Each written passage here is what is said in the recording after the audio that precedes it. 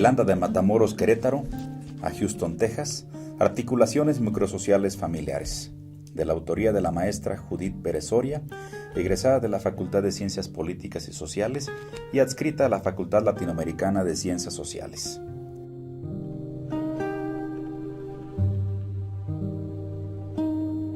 Afirmar que las localidades de la Sierra Gorda de Querétaro migran hacia Estados Unidos es una obviedad. No solo están los censos de población para mostrarlo, sino la mirada atenta del lector, que si observa la vida cotidiana de algún municipio de la región de la Sierra Gorda, puede dar cuenta de las peculiaridades de las casas, los comercios, los automóviles particulares, las fiestas y el lenguaje. Si bien Querétaro no tiene una migración hacia Estados Unidos tan antigua como la de Zacatecas, Jalisco o Michoacán, el éxodo inició en la región Sierra a mediados del siglo XX con el programa Bracero entre 1942 y 1964. Se trata entonces de un fenómeno de por lo menos 50 años. En este tiempo, la migración se ha vuelto parte de la vida cotidiana.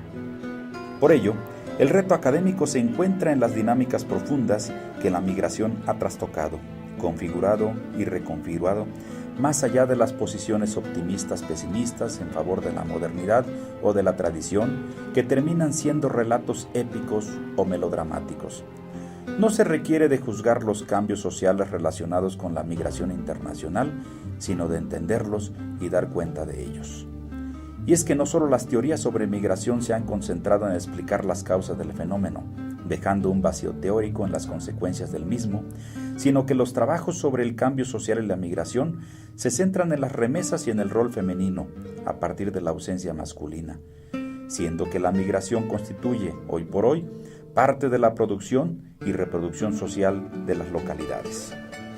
Sirva lo anterior como pretexto para enmarcar la pertinencia del análisis de las relaciones familiares y mostrar las implicaciones sociales de la ausencia masculina y femenina por inmigración en una localidad de Landa de Matamoros del estado de Querétaro. Los hallazgos empíricos provienen de un estudio de caso cualitativo realizado en el año de 2006. La localidad de estudio contaba, según el censo del año 2000, con 560 habitantes. Las actividades agropecuarias que se realizan son la ganadería y la agricultura, aunque esta última en menor intensidad, dadas las condiciones escarpadas de los terrenos. A la par, existen actividades relacionadas con el comercio y la construcción, actividades que se vinculan con la dinámica de la migración, generando una economía local migratoria. La propiedad de la tierra es la pequeña propiedad, como la mayor parte de las localidades del municipio de Landa de Matamoros. Este tipo de propiedad está relacionada con la población nómada y seminómada que habita el territorio y con la colonización de la región, como muestran Cruz y Díaz. Es decir, se crearon pocos asentamientos indígenas con propiedad colectiva y la apropiación del territorio fue realizada en su mayoría por población criolla y mestiza. Particularmente la localidad estudiada tuvo su origen en la expansión de ranchos del siglo XIX y fue convirtiéndose gradualmente en un poblado con el arribo de población de otros lugares, sobre todo durante la Revolución Mexicana.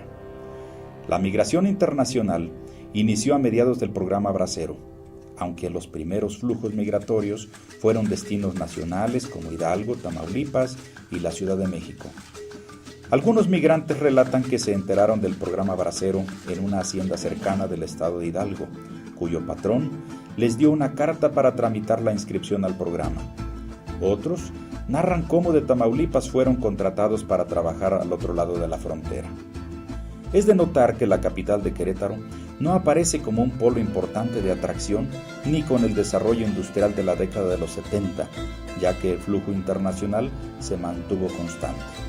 Esto puede ser explicado por la deficiente infraestructura de comunicación que mantuvo a la región Sierra separada de la capital hasta la década de los 80, cuando ya la migración internacional se había consolidado. Actualmente, la mayor parte de la migración tiene como destino a Estados Unidos, aunque sigue habiendo migración regional y nacional.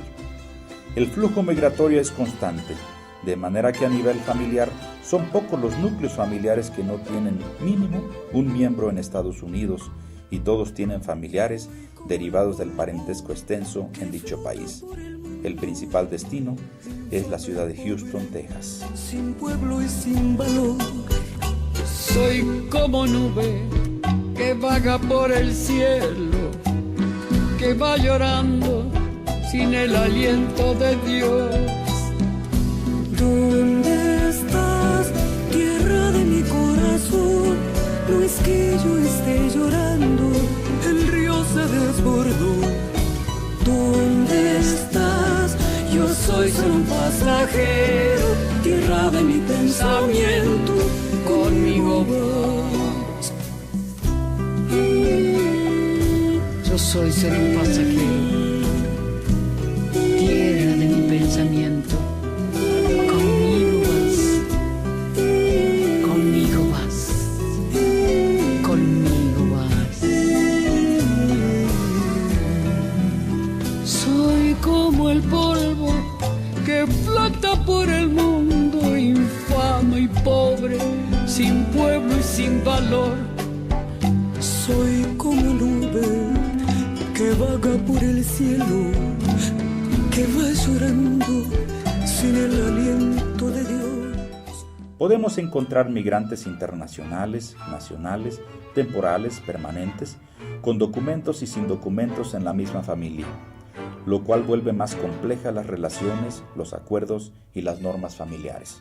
La interacción entre la primera generación de la familia extensa, los abuelos, y la tercera, los nietos, es posible mediante dos acuerdos. Uno, los abuelos, con documentos, van regularmente a Estados Unidos a visitar a hijos y a nietos.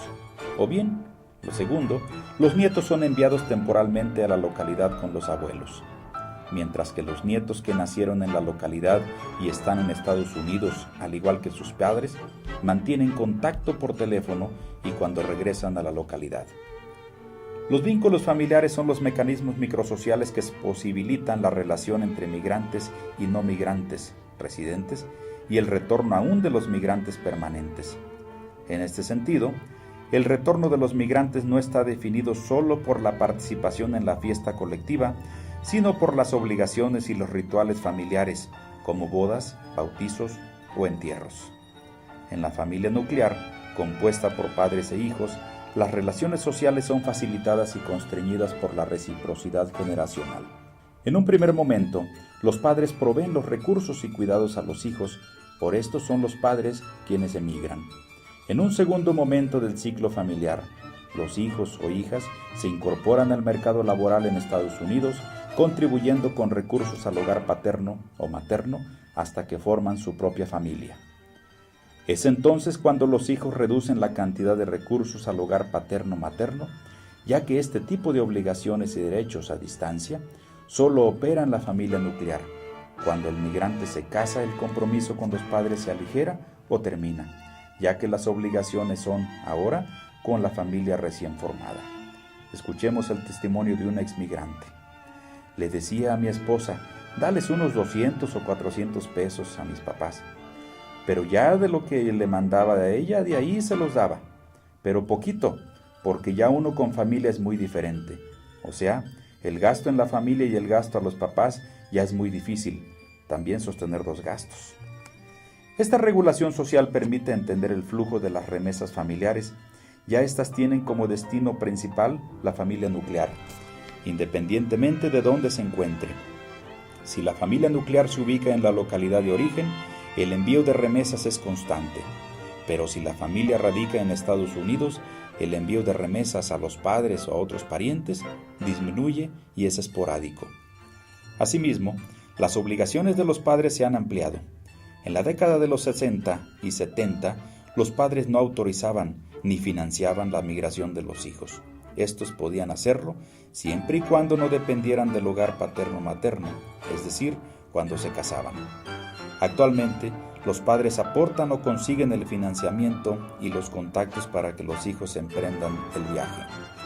A continuación, un testimonio de una madre de migrante. Él se quería ir para ganar dinero, para hacer su casa y mandarnos. Fui a ver a una señora para que le hablara a su muchacho, que nos hiciera el favor de dar la ayuda, que mi hijo se quería ir. Yo no quería que se fuera, pero él quiso. Él me decía que yo le buscara la ayuda y se la fui a buscar. ¿Qué más me quedaba?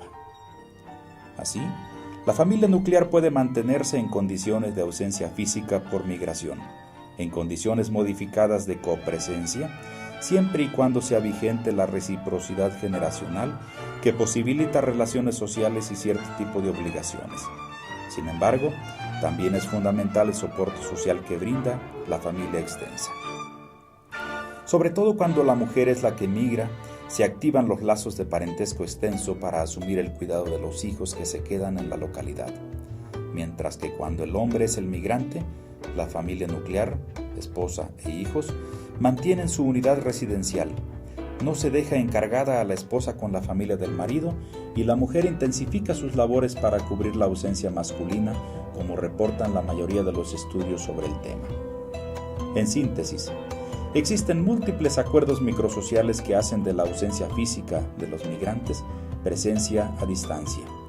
Por un lado, las relaciones dentro de la familia nuclear son posibilitadas por una intensa norma de reciprocidad entre padres e hijos o hijas, que cuenta con un sistema de sanciones privadas y colectivas y por el soporte que brinda la familia extensa, sobre todo ante la ausencia femenina. Por otro lado, la familia extensa posibilita los vínculos entre los migrantes, temporales y permanentes, y los residentes, mediante nuevos acuerdos, rituales y ceremonias.